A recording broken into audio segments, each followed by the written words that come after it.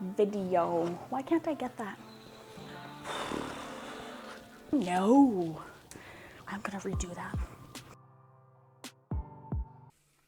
Hey everyone, Krissy here with 2 Sheep, 1 Wheat, and today's video is an overview and a review for you on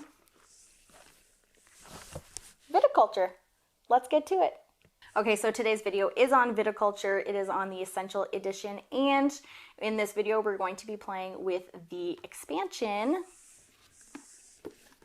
Tuscany, also the Essential Edition. Now, Tuscany does add a few different things in this game than just the base game, so we'll just go over that now.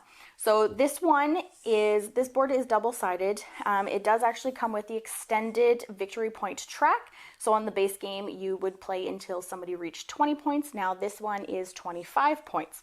Now this one does come with these extra orange cards. Now if you didn't want to play with those on the other side of the board, that is what is missing. So these are just structure cards. These new cards are structure cards, and we'll get into that later, how those ones play. Something else about this is where the base one was only summer and fall, or summer and winter, sorry, for the seasons. This one now has all 4 seasons, and you can tell this by the track right here too, so that you can keep track of which season you are in. Now, this little map area here is also new, and therefore this spot right here that helps you place your influence on the map is also new. Now, corresponding with these structure cards are these new little boards right here where you would be able to place them. So let's go ahead and just kind of get things started on how you would play the game. So everybody gets Mama and Papa cards, and these are basically your cards and how many workers you're starting the game with. So this one is 2 workers and these 3 cards. This one is $5 and the special worker here. And then same with this player over here. Again, 2 workers, the special worker, and $3 is what they would start with. And 2 yellow and a blue card. So that is basically just the setup for each player. Now it comes down to wake up time. This is kind of trying to figure out who is the first player. Now the essential, or just the regular, the base game, you would just basically pass this out to whoever, and that would be the first player. But not in this game right now. Now you have your chickens here, and you're going to be placing it where you want to wake up, essentially, or what order you want to wake up in. So let's just say first player places on the 3, and this one, let's just say we'll place it on the 7th spot here, because this is how you're going to be first player. This is the spot where you're going to gain the most from. So basically, it's just going to let you know that next turn, at the next year, this is where you're going to be starting. You're not going to get any benefits at all. So you just basically take that token just to remind you where you're going in the next year. And everybody starts at the start location right here. And it does give you a little bit of a leeway here if you need it at the beginning of the game. So let's just go ahead and go into the seasons and kind of see the cards corresponding with it and the new spots. So now everybody starts in spring, and what you're doing with these locations is you're taking your workers. Now obviously you don't start off with very many workers, but you can potentially get a few more workers here. And these are your special workers now with the Tuscany expansion. So whenever you get to the end where you can train workers, you can train these special workers, and you would gain these benefits for them when you're placing them. So it's always good to read those before you start the game. So now wherever you want to go, you would place your worker, let's just say. So if you're playing with 2 people, you don't gain this benefit here in the 2nd spot, but you do gain still the benefit that what the spot is for. So in spring, it pretty much has to correspond with these cards right here. These are these vine cards. So you'd be able to collect them and keep them in your hand.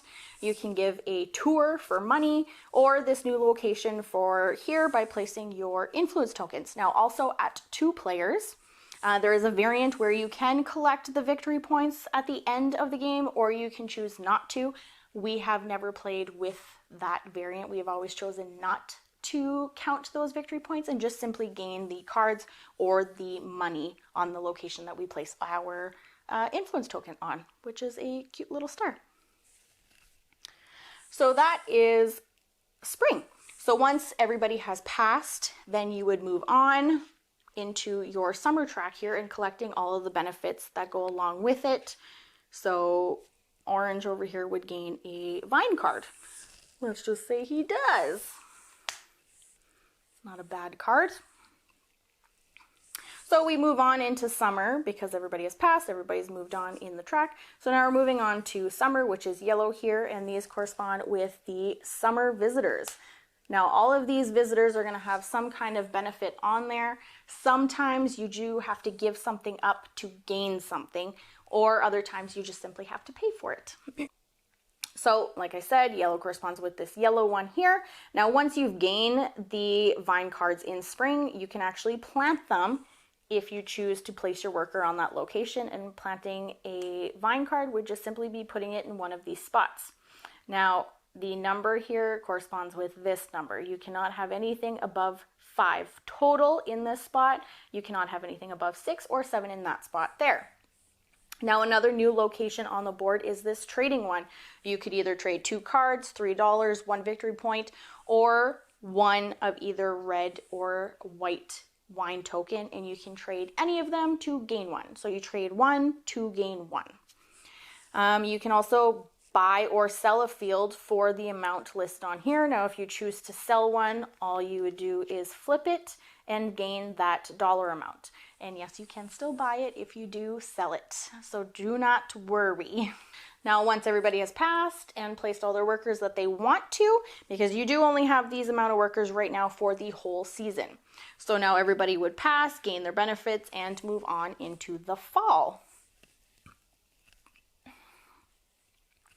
The fall does correspond with these purple cards right here, and these are wine orders. So you'd be able to draw one and keep it in your hand. You'd be able to harvest one of your fields. Now, when you're harvesting a field, we're placing your worker there, and you are taking the number right here of reds, tallying them, or whites and tallying them, and then you would get the number that is on there, or whichever number that it equals out to be. So these are how you would harvest a field, is just by making wine or grapes out of it, collecting the grapes. Now say you wanted to make this grape, all of the grapes that you collected, and you wanted to make them into wine tokens. You'd be able to place one of your workers right in this location here, and you would be able to just simply bring this token over here, so a 3 red, and you'd be able to bring it over to a 3 red. Now we get into building structure. There is 2 locations on the board where you're allowed to build a structure. Now structures are these right here. Sometimes you would need certain ones, like this one, prerequisites to planting any cards or gaining some benefits based off of what you have built. So this one needs the irrigation system here built so that you're able to even plant that card there. Now another location on your board that is very important to build the structures on are your cellar right here. So say that this was actually a 4 grape and you wanted to move it over into the 4 red over here, you wouldn't be able to because you do not have your cellars paid for and built. Those ones would be these ones right here. I think I did that backwards. There you go. It would be these ones right here, and then you would be able to bring over more higher number grapes over to make some wine. So something else that corresponds with building the buildings are these new orange cards here, and you can find some of those locations right here over into the winter. So now as long as everybody has passed and everybody has moved over into the winter location, now if you wanted to collect some of these orange cards, which are these structure cards, always coming with a victory point. So you'd be able to collect this, bring this into your hand, and again, if you wanted to build this, they would go here, but you would need to be on one of these two locations here to build. Or you might even get one of those summer or winter visitors that will allow you to build a building, whether it be for free or for paying the cost. Some of these cards come with just a benefit that is always, all the time. Other times you'll get cards where you have a location on them where you need to deploy one of your workers on here to gain that benefit. Another card for winter is these blue ones, which is the blue visitor. Again, same as the summer visitor, you're going to gain some of these benefits that are on them here. Now, to gain more workers, you'd be able to place a worker here, pay the cost, and you could train more workers that would be all ready to go by the next year. This location is also where you would fill your wine orders. Now, say you had enough wine in your cellar that you'd be able to,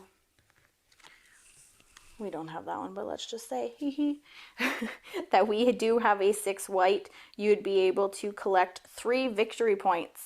And you would also go up in this track right here, and that is a residual income. Once everybody has completed the whole year and everybody has passed in the winter time, then it is time to select another wake up time. So you would just pick, so I was first place, so I'm gonna have to go back up there and give my worker back.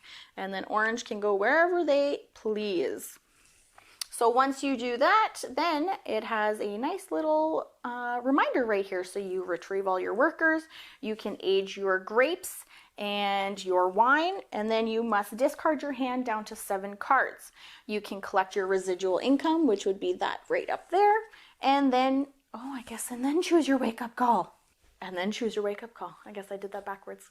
So that is basically how the main board works and how everything works that way for all the seasons and going into another year. So we'll get into maybe the player board here and a little bit more about the buildings that you can do. So irrigation and these trellis here, they don't do very much unless you are planting your vine cards. Now we do have a windmill right here, and that is whenever you plant a vine, you actually gain a victory point, 1 per year, which makes sense, I guess, because there's only one spot on the board where it'll allow you to do that. Now you have the yoke right here, and that will allow you to uproot one of your vines, or you can harvest an extra vine, or an extra field, sorry. So having that extra spot there to be able to do that definitely does come in handy sometimes. You have a cottage here, and in each fall you get to draw either a summer visitor or a winter visitor. Now, of course, we already talked about the cellars down here and how that would help you. It actually opens up these blush and champagne wine bottles right down here. And then we also have the tasting room. So whenever you give a vineyard tour, if you at least have 1 glass in your cellar, 1 bottle in your cellar, you can gain also 1 victory point. Now, the ways to gain victory points in this game is definitely mostly by fulfilling these wine orders. But like I said, you get victory points based on these cards right here, these new building cards. And of course, if you do have the windmill building built, and you would get one of those victory points, or if you have the tasting room and you decide to give a tour, you would be able to gain 1 victory point as well. Now there are, if you can see these right here, I'll try to zoom right in. You can see that this one will allow you to gain 2 victory points, and this one also.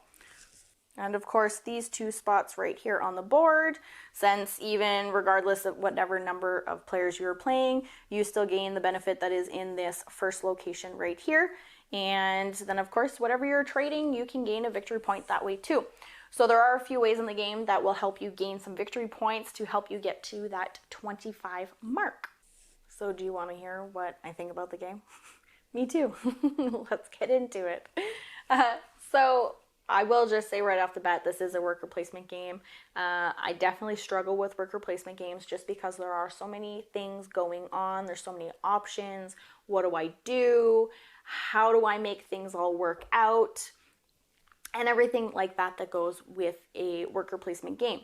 Now, this game to me is a little bit different of a worker placement game because they kind of have things divided into sections which are the seasons.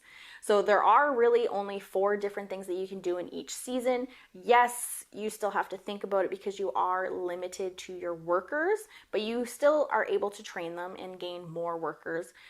So I really like how they did that and made them seasons, and having to only choose right here. And then hopefully, yes, there's still some strategy here, because if you gain a card, then you can play the card, and then you can harvest, make wine tokens, and then potentially fill an order, and then train your workers, right? So it definitely, you're still thinking about what you're going to do next, but it definitely helps that they have them sectioned off for you, where me personally with, AP, I can think about what I'm doing right now, what I need, and then move on into the next season and be able to think about what I need then too.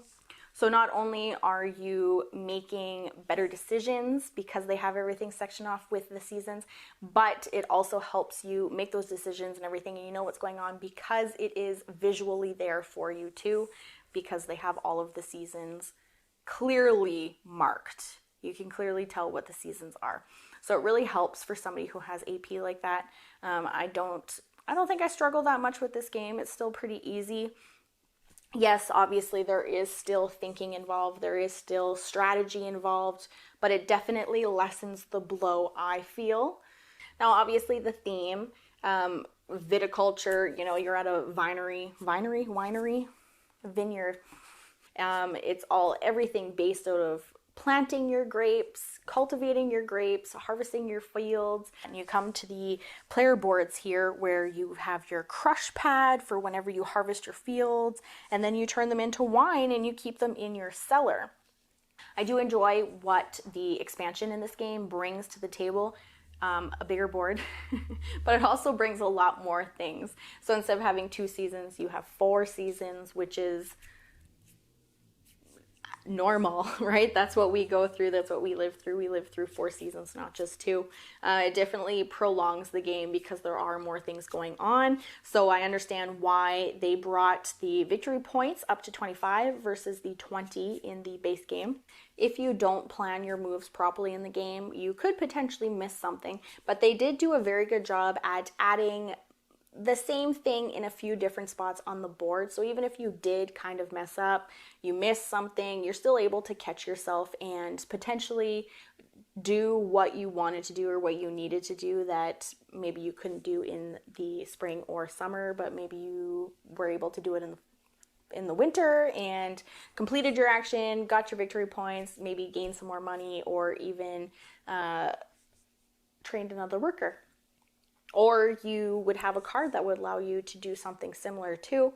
There are a bunch of different cards that'll give you extra victory points, where it'll give you extra money, it'll give you extra cards, it'll allow you to build different things.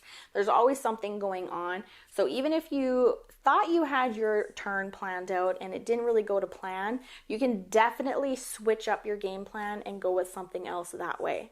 I have a playthrough coming up of this game coming up on Sunday. What are we today? Yeah, going up on Sunday. And I'll talk a little bit more on there about these orange building cards. I have never actually played with them. So to me, I could do without this side of the board. I could do without this extra board right here. I have never played with it because there's just been so many other options for me to choose from. I didn't feel like I needed to, or it might have stressed me out a little bit because it's just one more thing that I'm thinking about. But in this playthrough, I'm just going to give you a little tidbit. I did play with them. I tried something new that I don't usually do, and I did play with these structure cards, and they did come in handy because I didn't even know that they came with those extra points until I looked at them, because I usually, if I had more than 7 cards in my hand, you're guaranteed that those orange structure cards were the first to go. So I did not know that they actually came with that extra victory point. So I'm pretty sure, not that I'm pretty sure, I know. So I did play with these cards, and it was the first time that I did play with them. I'm glad that I played with them, and I guess that's just should always play with everything in a game just to test it out at least once, I guess. I will probably be playing with these cards again because the ones that I really liked are the ones where I didn't have to place a worker. I'm not the fastest at getting new workers trained and out there for me. So these ones helped me out, especially because it's something that your opponent is always doing, which is nice because then you can benefit from it. I feel like the expansion, they definitely added a lot of extra things. My favorite thing with the expansion, I think, is probably these special workers right here. Like I said, I don't train workers very often, but guaranteed if I am training a worker, I'm probably going to train these ones first. Especially if I'm on the board first, I get this extra $1. So yes, I'm still paying $4 to train, but I get this extra $1 and I just go ahead and use that cost to pay for one of these special workers. Now these ones right here, this one is the Oracle, and this one allows you, if you place this worker anywhere where you're drawing a card, it'll allow you to draw an extra card. Then it'll let you look at both of them and you get to choose which one you want to do. And then whenever you're using this person right here, this one, whenever you're placing this one on a non-bonus action card, which would be basically that one right there, you get to take this action twice. So these ones definitely do come in handy because it's almost like you're gaining an extra worker. It might be the exact same thing that you just place that there, but it's still basically like you're getting an extra worker out there and then thus just benefiting you further. So if you are into options, wine, worker placement, or just having fun, Viticulture may be your game. Let me know down in the comments if you have played Viticulture before or if you want to play it. Just let me know. Anyway, I hope that you enjoyed this overview and my review on Viticulture, and I will catch you guys next time. Wait, what? What is happening? What is happening? I don't understand this.